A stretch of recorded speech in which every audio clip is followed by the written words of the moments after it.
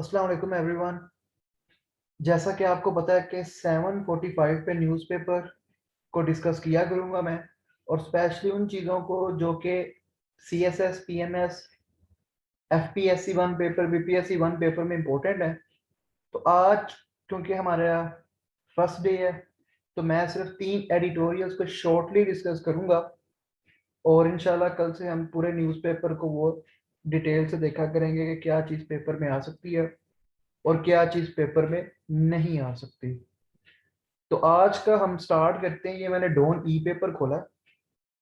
आप लोग भी गूगल पे जाके अपने मोबाइल लैपटॉप पे डॉन ई पेपर ओपन कर सकते हैं, और आपको परचेज करने की जरूरत नहीं है। यहाँ पे मैंने एडिटोरियल के ऊपर क्लिक किया। ये 3 एडिटोरियल्स हैं, ये जो वर्टिकल चल रहे हैं, ठीक है। Power shortages, suicide in third, water रोज, ये है 3 एडिटोरियल्स। इनको आज मैंने करवाना है। और CSS के अंदर ये तीनों बड़े इंपॉर्टेंट होते हैं, वो वाले एडिटोरियल जो आपके CSS के टॉपिक्स के साथ एसोसिएटेड हो। ये नहीं है कि आप कोई भी टॉपिक पे एडिटोरियल आ गया तो आप वो CSS के लिए पढ़ लें। जरूरी नहीं है कि ऐसा एडिटोरियल भी आए हर दफ़ा जो आपके सिलेबस से अकॉर्डिंग ही हो। तो इसीलिए मैं आपको बताया करूँगा कि कौन सा आपके सिलेबस के साथ एसोसिएटेड है, कौन सा नहीं है। तो सबसे पहले हम पावर शॉर्टेजेस को करते हैं। ये पावर शॉर्टेजेस के बारे में क्या कह रहा है।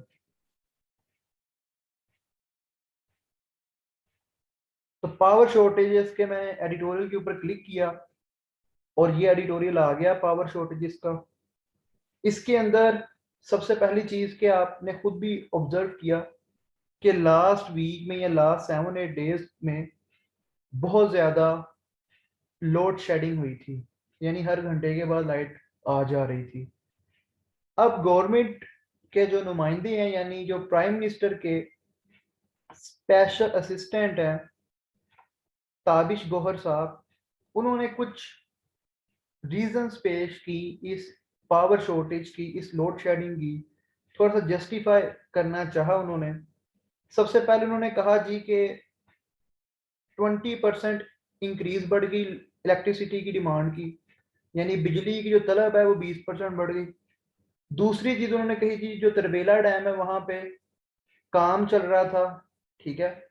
यानी वहां पे जो तरबेला डैम जो है उसमें सालाना भल सफाई होती है, ताकि जो सेडिमेंट्स नीचे उसके ग्राउंड में जमा हो रहे हैं, ठीक है, उन्हें जहां तक हो सके क्लियर किया जाए, ताकि वाटर स्टोरेज कैपेसिटी बढ़ाई जा सके। तो सालाना भल सफाई होती है, नहरों की भी, दरियाओं की भी, और जहां जहां पे जरूरी हो वहां पे की जाती है। फिर दूसरा उन्होंने कहा जी कि नेशनल ग्रिड से के इलेक्ट्रिक को, यानी जो प्राइवेट कंपनी है जो कराची को बिजली सप्लाई करती है, के इलेक्ट्रिक, तो नेशनल ग्रिड से यानी गवर्नमेंट ऑफ पाकिस्तान जो पावर मिनिस्ट्री है, जो पावर डिवीजन है, वो 550 मेगावाट इलेक्ट्रिसिटी जो है वो एक्स्ट्रा दे रही है के इलेक्ट्रिक को। इसके अलावा क्या उन्होंने रीजन पेश की, जस्टिफिकेशन क्या की उन्होंने। उन्होंने कहा कि जो पाकिस्तान में LNG के इलेक्ट्रिक पावर प्लांट्स हैं, उनको हम LNG प्रोवाइड नहीं कर सकते, ठीक है। ये इन्होंने रीजंस पेश की। फिर उसके अलावा जो कोल पावर प्लांट है साहिवाल का, उसको भी जो कोयला है वो भी सप्लाई नहीं हो सका, ये भी कहा गया।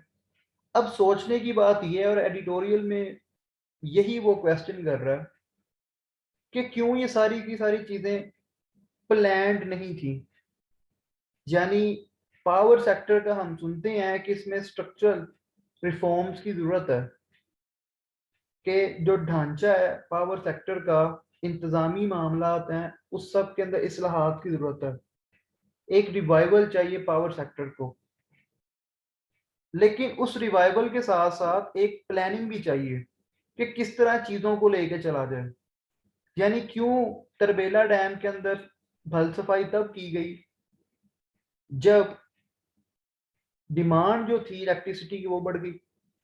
और दूसरी तरफ आप 550 मेगावाट इलेक्ट्रिसिटी जो है वो कराची को एक्स्ट्रा दे रहे हैं। इसके अलावा आपके पास एलएनजी भी नहीं है।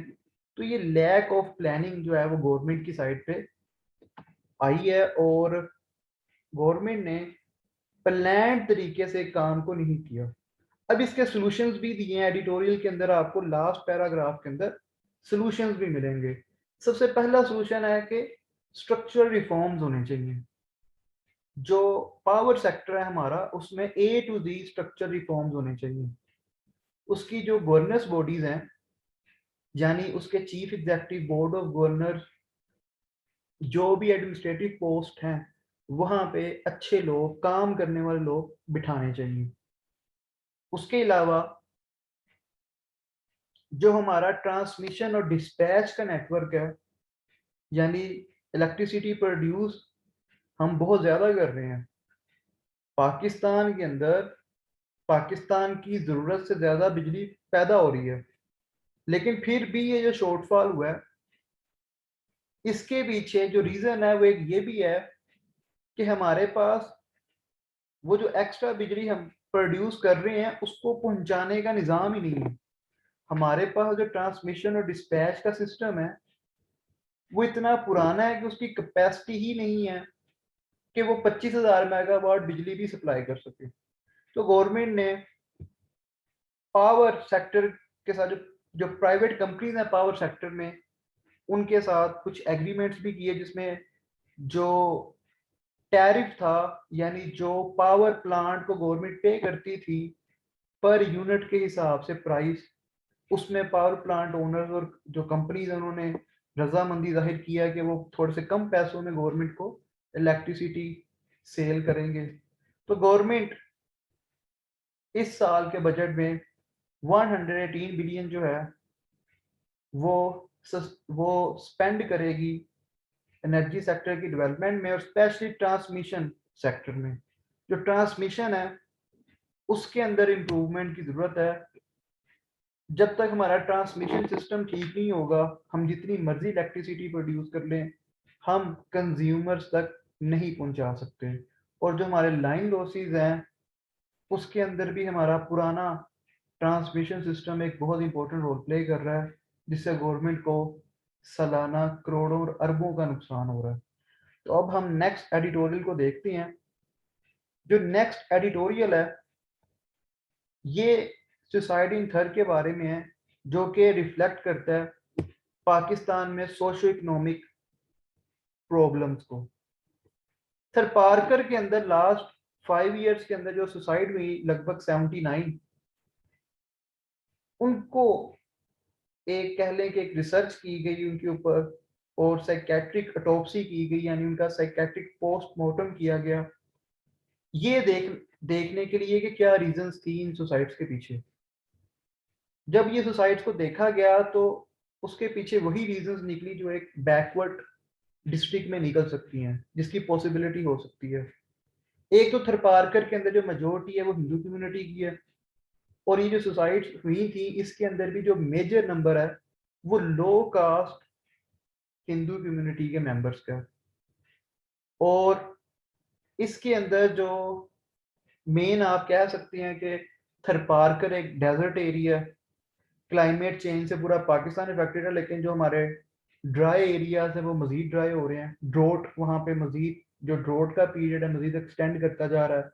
ठीक है, खुश्क साली जो है वहाँ पे पहले अगर 3 माह का था, 2 माह का था, वो 2 2 3 3 माह जो है एक्सटेंड करता जा रहा है। बारिशों का जो इंटरवल है वो बढ़ता जा रहा है एक दूसरे से। तो डिफरेंट रीजंस हैं, पूरे पाकिस्तान के अंदर सोशो इकोनॉमिक प्रॉब्लम्स चल रही हैं। तो उसी तरह ही थरपारकर के अंदर भी इन्होंने देखा कि डिफरेंट जो है वो पॉवर्टी भी हो सकती है। ठीक है, इसके पीछे तो सुसाइड जो है पाकिस्तान के अंदर रेट पिछले 5 6 साल से बहुत ज़्यादा बढ़ रहा है। जिस तरह थरपारकर के अंदर केस आए हैं, पंजाब के अंदर भी आ रहे हैं और दूसरे प्रोविंसेस में भी आ रहे हैं। और इसके अंदर जो बेसिक इश्यूज आते हैं वो आते हैं पॉवर्टी के, यानी आप सोशो इकोनॉमिक इश्यूज को ही देखें कि फैमिली इश्यूज भी आ जाते हैं उसमें, इकोनॉमिक इश्यूज भी आते हैं, फाइनेंशियल इश्यूज, ये सारे के सारे इश्यूज जो हैं वो बहुत ज्यादा हमारी सोसाइटी आजकल फेस कर रही है। तो गवर्नमेंट को चाहिए कि जिस तरह इन्फ्लेशन का रेट बहुत ज्यादा बढ़ रहा है, उसी तरह ही गवर्नमेंट जो है वो लोगों के लिए फैसिलिटी पैदा करे, उनकी इनकम को इंक्रीज करे। तो गवर्नमेंट जो है अपनी मॉनेटरी पॉलिसी से, अपनी फिस्कल पॉलिसी से लोगों की इनकम को बढ़ाए, ताकि जो इन्फ्लेशन का रेट बहुत ज़्यादा बढ़ रहा है, तो लोग उस इन्फ्लेशन को अपने इनकम के साथ जो है वो टैकल करने की कोशिश करें, थोड़ा सा उन्हें सहारा मिले। जिस तरह गवर्नमेंट ने अभी 17,000 से 20,000 लो वेज कर दी है, जो कि नहायती कम है इतनी ज़्यादा इन्फ्लेशन के साथ। तो सुसाइड थरपारकर जैसे एरिया में, जहाँ पे बहुत सी रीजंस हो सकती हैं, जहाँ पे लॉ एंड ऑर्डर भी ठीक नहीं है, जहाँ पे हेल्थ फैसिलिटीज भी ठीक नहीं है, तो थरपारकर के अंदर बहुत सी इश्यूज हैं, सोशो इकोनॉमिक इश्यूज भी हैं, एडमिनिस्ट्रेटिव इश्यूज भी हैं। और जिस तरह थरपारकर को लास्ट 73 ईयर से बैकवर्ड रखा गया है, तो ये सारे के सारे फैक्टर्स जो हैं ये आ जाते हैं। ठीक है, और अब तो पूरे पाकिस्तान के अंदर जो सुसाइड का रेट है वो बहुत ज़्यादा बढ़ रहा है लास्ट 5-6 ईयर से। तो ये जो एडिटोरियल है ये आपके सीएसएस के काम नहीं आएगा। ठीक है, जो पावर शॉर्टेज वाला एडिटोरियल था वो समहाउ आपके सीएसएस के साथ अटैच है। ठीक है, आपका जो पावर सेक्टर है उसके उसके साथ ये अटैच है, तो उसके आपने याद रखना है कि मेन पावर सेक्टर के इश्यूज क्या हैं, मेन मेन चैलेंजेस क्या हैं, उसके सॉल्यूशंस के हैं। तो पावर सेक्टर जो है उसका आपने अच्छी तरह करना है, ये आपके बहुत जगह पे सीएसएस में काम आएगा। वाटर वॉश, अब ये पानी जो है आपको पता है कि बहुत बड़ी ज़रूरत है इंसान की। पानी के बगैर, सांस के बगैर हम जिंदा नहीं रह सकते। तो देखें, पानी जो है ना पाकिस्तान के अंदर बहुत, आप कह लेंगे पाकिस्तानी जो है वो बहुत ज़्यादा डिपेंड करते हैं ग्लेशियर्स के पानी पे। 2 साल पहले जब मैं अजरबैजान में था, वहाँ पे एकेडमी फॉर पब्लिक एडमिनिस्ट्रेशन के अंदर एक लेक्चर ले रहा था, तो वहाँ पे उन्होंने जब वाटर स्केर्सिटी की बात की कि किन कंट्रीज में वाटर जो है वो उसका लेवल बहुत ज़्यादा गिर रहा है, और वो कंट्रीज ग्लेशियर्स के पानी के ऊपर डिपेंडेंट है, और क्लाइमेट चेंज उन कंट्रीज को बहुत ज़्यादा इफेक्टेड है, तो टॉप पे पाकिस्तान थी। और सब लोग जो पार्टिसिपेंट्स थे मेरी तरफ देख रहे थे। तो पाकिस्तान के अंदर हम देखते हैं कि हमारा जो वाटर का मेजोरिटी चंक है वो आता है कहाँ से, ग्लेशियर से आता है। ठीक है, हमारे दरियाओं के अंदर जो पानी आ रहा है वो ग्लेशियर से आ रहा है, ग्लेशियर जो है मेल्ट हो रहे हैं। और हमारे पास जो सबसे बड़ा इशू है वो प्रॉपर वाटर स्टोरेज कैपेसिटी ही नहीं है हमारे पास।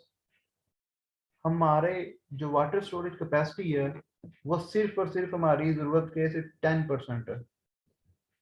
ठीक है, और दुनिया के अंदर जो वर्ल्ड एवरेज है, और ये मैं नहीं कह रहा, ये मिनिस्टर साहब पे इन्होंने कोट किया हुआ है यहाँ पे, जो special assistant to prime minister है क्लाइमेट चेंज पे, मलिक अमीन असलम साहब, वो कह रहे हैं जी वर्ल्ड के अंदर 40% है। ठीक है, वाटर स्टोरेज कैपेसिटी, और पाकिस्तान के अंदर सिर्फ 10% है। तो ये पाकिस्तान के लिए एक अलार्मिंग सिचुएशन है।